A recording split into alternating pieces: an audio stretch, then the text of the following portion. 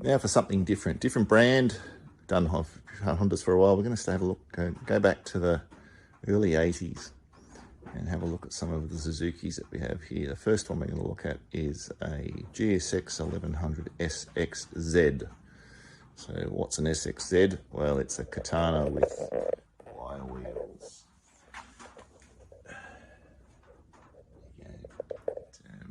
Bit of a homologation special. Although I won't go into the history of racing at this time, because you had the 1000, you had the 1100, you had the rule changes here in Australia, production racing, when they went down to the 1000, and then there was all the issues with the bikes being on the boat, not making the race. That's the Castrol 6-hour, I'm referring to.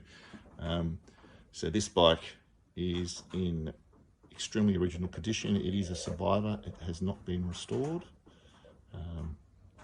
Spent a number of years in the museum before I bought it. But it sounds fantastic. Again, if you want to hear it running, switch across to our Sounds of series, and you'll see the bike sitting there running in all its glory.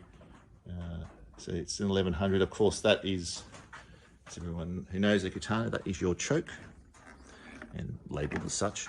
These here are actually ancillary buttons. I guess you could put a phone charger in there these days, because again, phones in those days probably were not actually, I don't think we had mobile phones in 1982, 81, 82. Can't remember, I'm getting old. Very simple design, wonderful piece of design. It's great when the manufacturers allow the designers to have their head. Well, not always great. We've seen plenty of debacles in that regard as well. But very simple binnacle.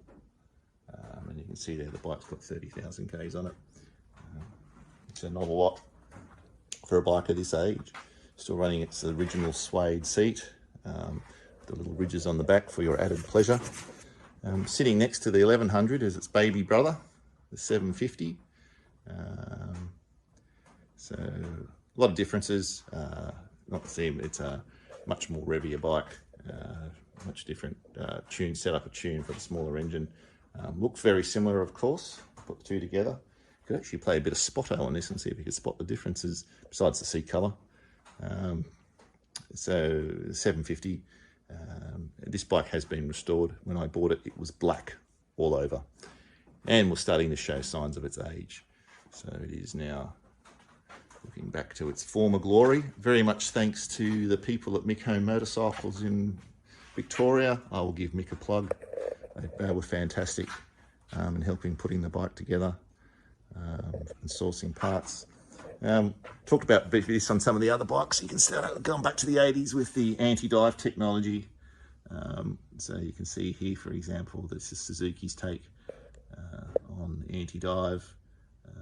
Again, just trying to use the forward motion of the fluid at the time when you're under heavy braking to stop the pitch forward, trying to add a bit of, I guess, stiffness into the load as the weight came forward on the bike. It's probably not a technical description of how they work.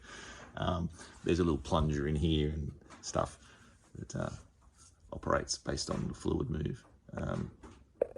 So anyway, fluid pressure. So you can see the Italians dispensed with all that. If you look across at the Bermuda, there's not a sign of anti-dive. Oh, he said that, and then here we go. The YB5, even the Italians were guilty of doing it. The YB5 has it on the right fork and not the left. There you go. Learn something new every day. See what happens. Even when I'm crawling around amongst them, I still learn things. But again, if you look between the 1100, 750, or to give it its proper name, Suzuki GSX1100SXZ, and even across to the GSX1100, which we'll get to in a sec, you can still see we're running the same anti-dive setup. But these give you a bit more of a profile down of the 750 and the shark fins, the famous shark fins at the front, and the scoops, and the dummy mountings for the oil cooler for the race bikes. Yeah, they've all got them, but there's no need to run them as a street bike.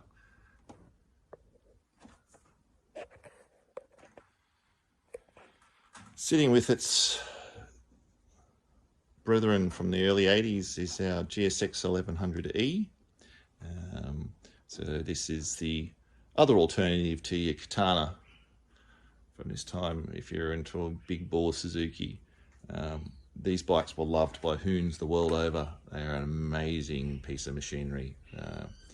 Can pull massive acceleration figures, and of course a lot of people use them for drag bikes and so many other things as well. It's an incredible bike, and really probably the swan song of air-cooled technology, big bore air-cooled technology, because if you think a few years later, between that CB900 in the early 80s, then 1983, 84, you're starting getting to the water-cooled VFR, VF series type bikes. So really not a long time left for oil-cooled or air-cooled big bangers like this. Of course, Suzuki, when they went to the GSX-R series, which you'll see one over there in a moment, used oil. So still sort of stayed away from liquid cooling. We're using oil sprayed under the pistons, underside the pistons, to act as additional cooling. Of course, this bike probably doesn't need that. Doesn't need to be revved, to tell you the truth. I have mates that race these. Pretty incredible machinery. So this bike came with a number of electrical issues that needed to sort out. You do find you tend to become an expert on electricals after a while with old motorbikes. But it's big, it's comfortable, easy to ride. You come up here, you can sort of start to see a lot of, at this stage, again, the early 80s, everyone was trying to, I think all the manufacturers were trying to impress the riders with the technology. We saw that on the XJ750, and it's a shame the turbo's not here. I could show you how really bad it got with the XJ650 turbo. Lots of warning lights, tell you lots of things about you don't really want to know about. Even with the gear selector and stuff like that.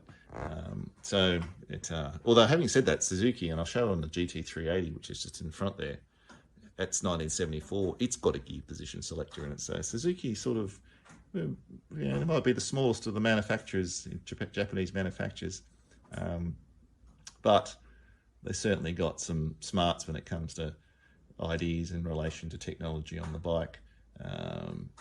But of course, the problem now with old bikes, with all these lights and everything, is that just creates another circuit to go wrong. So you spend a lot of time dealing with issues of corrosion, overheating, bad wiring, and my biggest bugbear, other owners' attempts at shortcuts. Anyway, here's the GSX.